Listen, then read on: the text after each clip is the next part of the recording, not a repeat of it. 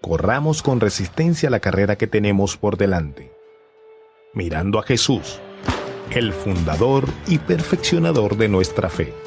Los derechos de los creyentes a ejercer su religión están siendo destruidos lentamente. Se ve que claramente se acerca la persecución. ¿Qué hacemos cuando nos enfrentamos a decisiones difíciles? ¿Decisiones entre obedecer a Dios o al hombre? El libro de los Hechos en el Nuevo Testamento nos da un modelo sobre cómo manejar el sufrimiento por Cristo, y puede haber mucho de eso esperándonos en los días venideros. Quédate con nosotros. Desde la Iglesia Moody en Chicago, esto es Correr para Ganar con el Dr. Erwin Lutzer, cuya enseñanza clara nos ayudará a cruzar la línea de llegada. Hoy el pastor continúa con esta serie donde nos dice lo que sucede cuando Dios es primero. Él nos estará enseñando del capítulo 4 de Hechos y ahora viene a explicarnos que cuando todo está dicho y hecho, Dios es dueño de nuestras lealtades. Hoy comenzaremos el mensaje con un cuestionario. Actualmente en el estado de California, en los Estados Unidos, es ilegal orar en el nombre de Jesús en un mitin político. Supongamos que estés viviendo en California y te enfrentas a esa situación. Selecciona alguna de las siguientes opciones: A, B o C. A.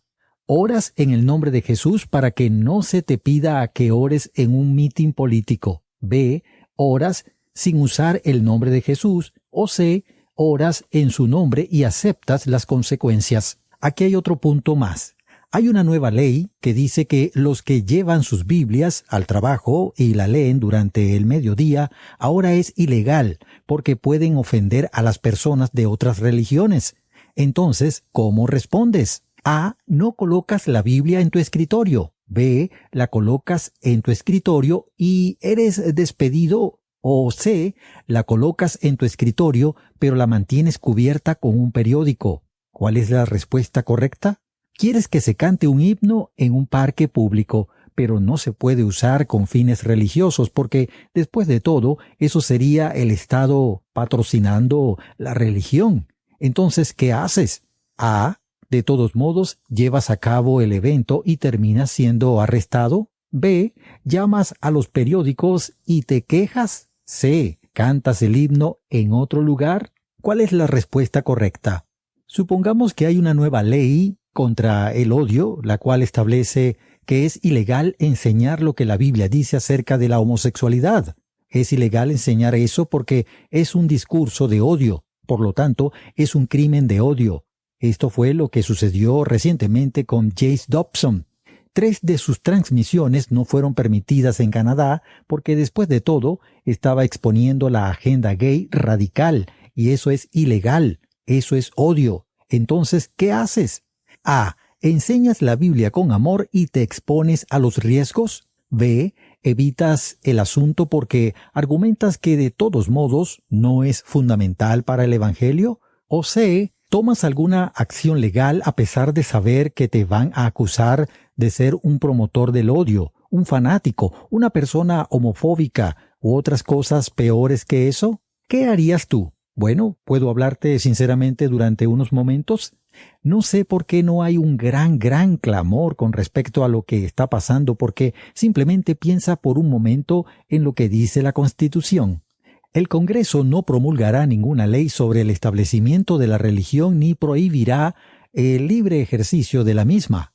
El libre ejercicio de la religión es constantemente limitado, confinado, criticado, y hoy estamos en una sociedad en la que nuestras libertades están siendo truncadas. Ahora bien, esto es lo que me gustaría decir. Ni siquiera tienes que ser cristiano para levantar tu voz por eso. Todo lo que tienes que hacer es creer en la Constitución de que nadie debería prohibir el libre ejercicio de la religión. Si eso se tomara seriamente, no habría todas esas leyes. ¿No es sorprendente que en nuestra cultura los patrocinadores de la pornografía tengan libertad ilimitada? Hay leyes ilimitadas, pero la pregunta es si los estudiantes pueden o no leer una Biblia en la escuela o si pueden o no orar. Tú te das cuenta de que hay algo que no cuadra en ese esquema. Bueno, tú puedes decir, fíjate, las cosas están tan mal que debemos estar en el fin de los tiempos. El Señor va a venir y va a limpiar todo. Bueno, tengo que decirte algo, amigo mío. Las cosas siempre han estado así de mal. Por lo general han sido mucho peor. Si le echas una mirada a la historia de la Iglesia, te darás cuenta de que, esencialmente, han pasado 2000 años, poniendo aparte de la anomalía de los Estados Unidos y el Occidente y lugares como Canadá, donde había libertad. Aparte de eso, tienes 2000 años de historia en los que hubo persecución, donde la Iglesia fue marginada, donde los creyentes sufrieron. Las cosas, a menudo, han sido peores. Esto en realidad no es tan malo como va a ser. Así que, ten ánimo. De hecho, todo comenzó en el Nuevo Testamento, en el 4º capítulo del Evangelio de los Hechos. Espero que hoy tengas una Biblia a la mano para que puedas seguirme. Pedro y Juan hicieron un milagro maravilloso. Sanaron a alguien y se metieron en problemas por ello. En el 4º capítulo del Evangelio de los Hechos, te darás cuenta de que los saduceos, quienes no creían en la resurrección, por cierto, fíjate en algo, esa era la razón por la cual estaban tristes. Hoy debatí en el camino hasta aquí si yo debería decir eso. Bueno, puedes entender qué lado ganó el debate.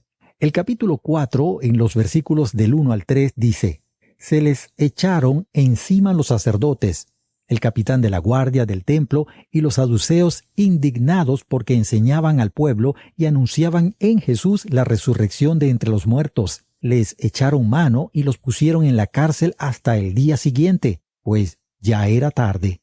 ¿Por qué estaban molestos los saduceos? Bueno, en primer lugar, por la resurrección.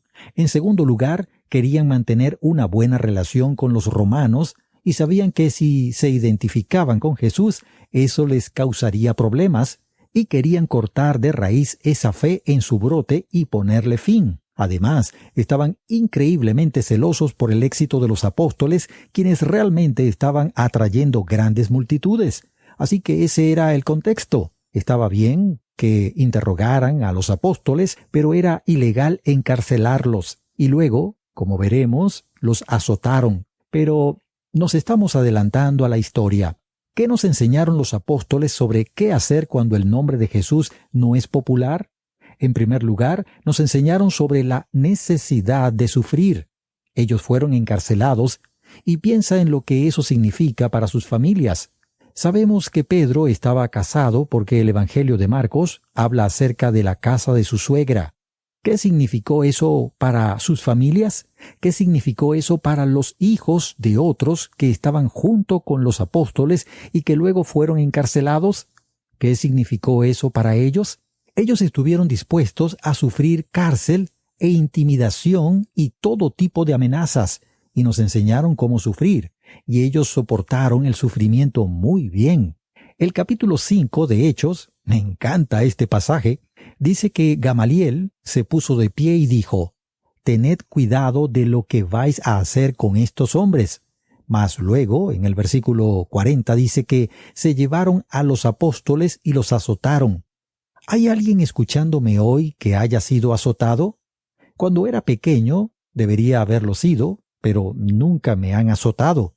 Notarás que dice en el versículo 41 de Hechos capítulo 5, «Los apóstoles dejaron el Sanedrín regocijados porque habían sido considerados dignos de sufrir desgracia por el nombre. Ellos lo amaron. Dijeron: nos sentimos honrados de recibir críticas por Jesús». Fíjate en algo. Lo que tenemos hoy son cristianos que constantemente se quejan y se lamentan de nuestra difícil situación.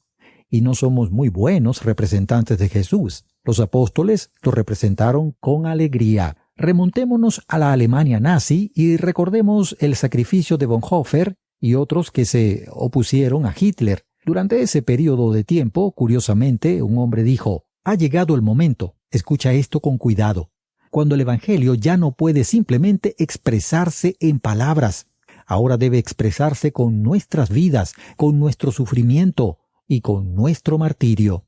Llega un momento en la historia de la Iglesia cuando el Evangelio ya no puede simplemente expresarse con palabras en este mundo como en generaciones pasadas.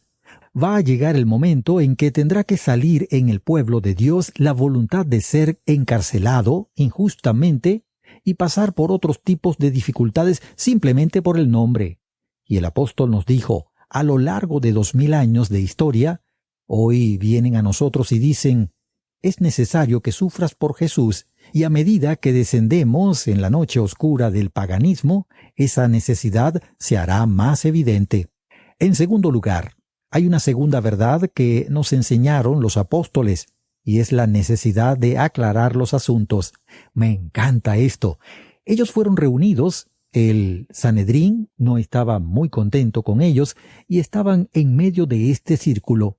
El versículo 8, en Hechos capítulo 4, dice, entonces Pedro, lleno del Espíritu Santo, eso significa que podía hablar con valentía, pero también con amor y confianza, y no con ira, sino con un sentido de dependencia de Dios y representando bien a Jesucristo. Entonces Pedro, lleno del Espíritu Santo, les dijo, gobernantes y ancianos del pueblo, si se nos está interrogando hoy por causa del beneficio hecho a un hombre enfermo, de qué manera ha sido éste sanado, sabed todos vosotros y todo el pueblo de Israel, tú debes saber esto, que en el nombre de Jesucristo, el Nazareno, a quien vosotros crucificasteis, a quien Dios resucitó de entre los muertos, por él, este hombre se halla aquí, sano delante de vosotros. Este Jesús es la piedra desechada por vosotros, los constructores, pero que ha venido a ser la piedra angular. Sí, hay un gran poder en el nombre de Jesús y necesitamos saber eso, porque el nombre de Jesús está por encima de todo nombre y por encima de todo lo que se ha nombrado, tanto en este mundo como en el mundo venidero. Claramente la Biblia dice en el libro de Efesios, en el Nuevo Testamento, que el triunfo de Jesús sobre el mal es absolutamente incuestionable. Es por esa razón que uno de mis himnos favoritos, que me enseñó mi madre, es «Lleva contigo el nombre de Jesús, hijo de dolor y aflicción». Tal vez recuerdes cuando solíamos cantar esa canción en nuestras iglesias. Un himno maravilloso, un recordatorio de que llevamos a Jesús con nosotros y su autoridad y su poder sobre todo mal. Pero necesito recordarte que solo podemos ejercer ese poder cuando estamos sometidos al Señor. Hay una historia en el libro de Hechos que a menudo me ha llamado la atención. Los hijos de Seba querían usar el nombre de Jesús para expulsar demonios y por eso comenzaron a tratar de expulsar demonios en el nombre de Jesús. Pero ni siquiera conocían a Jesús como Salvador. Creo que eran básicamente ocultistas. ¿No es interesante que un demonio les dijera, a Jesús conozco y sé quién es Pablo, pero vosotros, ¿quiénes sois? ¿Cuál fue la conclusión? Ellos usaron el nombre de Jesús, pero como no estaban bajo la autoridad de Jesús, no pudieron usar ese nombre ni todo su poder. En la Biblia vemos en el libro de Hechos cómo ellos estuvieron dispuestos a sufrir cárcel e intimidación y todo tipo de amenazas y nos enseñaron cómo sufrir, y ellos soportaron el sufrimiento muy bien. El capítulo 5 de Hechos, me encanta este pasaje, dice que Gamaliel se puso de pie y dijo, «Tened cuidado de lo que vais a hacer con estos hombres». Mas luego, en el versículo 40, dice que se llevaron a los apóstoles y los azotaron. ¿Hay alguien escuchándome hoy que haya sido azotado? Cuando era pequeño debería haber sido, pero nunca me han azotado. Notarás que dice en el versículo 41 de Hechos capítulo 5, los apóstoles dejaron el Sanedrín regocijados porque habían sido considerados dignos de sufrir desgracia por el nombre. Ellos lo amaron. Dijeron, nos sentimos honrados de recibir críticas por Jesús. Fíjate en algo, lo que tenemos hoy son cristianos que constantemente se quejan y se lamentan de nuestra difícil situación, y no somos muy buenos representantes de Jesús. Los apóstoles lo representaron con alegría. Remontémonos a la Alemania nazi y recordemos el sacrificio de Bonhoeffer y otros que se opusieron a Hitler. Durante ese período, curiosamente, un hombre dijo, ha llegado el momento, escucha esto con cuidado, cuando el Evangelio ya no puede simplemente expresarse en palabras. Ahora debe expresarse con nuestras vidas, con nuestro sufrimiento y con nuestro martirio. Llega un momento en la historia de la Iglesia cuando el Evangelio ya no puede simplemente expresarse con palabras en este mundo como en generaciones pasadas. Va a llegar el momento en que tendrá que salir en el pueblo de Dios la voluntad de ser encarcelado injustamente y pasar por otros tipos de dificultades, simplemente por el nombre. Y el apóstol nos dijo, a lo largo de 2000 años de historia, hoy vienen a nosotros y dicen, es necesario que sufras por Jesús. Y a medida que descendemos en la noche oscura del paganismo, esa necesidad se hará más evidente. En segundo lugar, hay una segunda verdad que nos enseñaron los apóstoles y es la necesidad de aclarar los asuntos. Me encanta esto. Ellos fueron reunidos. El Sanedrín no estaba muy contento con ellos y estaban en medio de este círculo. El versículo 8 en Hechos capítulo 4 dice, Entonces Pedro, lleno del Espíritu Santo, eso significaba que podía hablar con valentía, pero también con amor y confianza, y no con ira, sino con un sentido de dependencia de Dios y representando bien a Jesucristo. Entonces Pedro, lleno del Espíritu Santo, les dijo, Gobernantes y ancianos del pueblo, si se nos está interrogando hoy por causa del beneficio hecho a un hombre enfermo, de qué manera éste ha sido sanado, sabed todos vosotros y todo el pueblo de Israel, tú debes saber esto, que en el nombre de Jesucristo, el Nazareno, a quien vosotros crucificasteis y a quien Dios resucitó de entre los muertos, por él este hombre se halla aquí, sano delante de vosotros. Este Jesús es la piedra desechada por vosotros los constructores, pero que ha venido a ser la piedra angular. Ellos dijeron, vamos a aclarar algunos problemas aquí. El problema no se trata acerca de nosotros. El problema ni siquiera es acerca de nuestros derechos. El problema es acerca de Jesucristo. Y te fijarás en lo que él dijo sobre Jesús. El nombre de Jesús, en primer lugar, es un nombre muy poderoso. Es un nombre poderoso. Él dijo, si ustedes nos están preguntando cómo está parado este hombre delante de ustedes sanado, sepan que eso no se hizo en el nombre de Gamaliel. Ahora bien,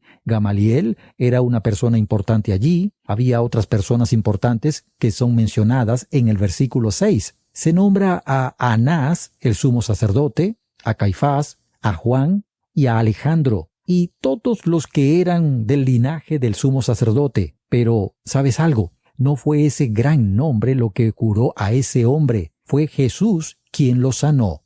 Oh, ese es un nombre poderoso. Hay adicciones que se han roto con ese nombre. La gente ha sido salva, como lo hemos sido todos los que hemos confiado en Cristo. Hemos sido salvos en ese nombre. Ese nombre derrotó a todos los enemigos. Ese nombre venció a Satanás. Ese nombre es el nombre que está sobre todo nombre. Y ante ese nombre toda rodilla se doblará y confesará que Él es el Señor para gloria de Dios Padre. No hay nadie más como ese nombre. Y entonces los discípulos dijeron, queremos aclarar algo aquí. Estamos hablando de un nombre poderoso. También estamos hablando de un nombre exaltado. ¿No te alegras cuando a veces los expertos se equivocan? ¿Te da un poco de satisfacción saber que los expertos están equivocados? Recuerdo los tiempos de un alcalde que fue entrevistado y alguien dijo, los expertos dicen que las grandes ciudades son ingobernables. Y él dijo, ¿qué saben los expertos? Y esa fue una buena respuesta. Los expertos habían dicho que Jesús simplemente iba a ser condenado a muerte y ese sería su fin. Oh, por supuesto, ellos se burlaron de él. Los expertos lo hicieron. Le pusieron una corona de espinas en su cabeza y le dijeron, oh, ahí está. Sabes, eres un rey. Ahí está tu corona. Y luego lo clavaron en una cruz y le dijeron, sabes, ahí está la cruz. Esa cruz es tu trono. ¿Qué rey eres en realidad? Eso fue lo que hicieron los expertos. Pero fíjate que el texto dice que la piedra que rechazaron los constructores se había convertido en la piedra angular. Notarás que dice, a quien vosotros crucificasteis y a quien Dios resucitó de entre los muertos. Eso representa a alguien que efectivamente es un nombre exaltado. Además, el apóstol dijo, tenemos que aclarar algo. Este es un nombre exclusivo.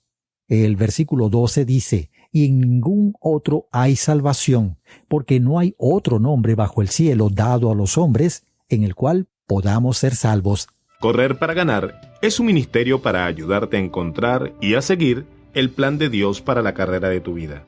Te presentamos la enseñanza bíblica para que puedas conocer a Jesús y seguirlo en cada paso del camino. Búscanos en Facebook y en Twitter, Correr para Ganar. Repito, Correr para Ganar. O escribe a correr@transmundial.org.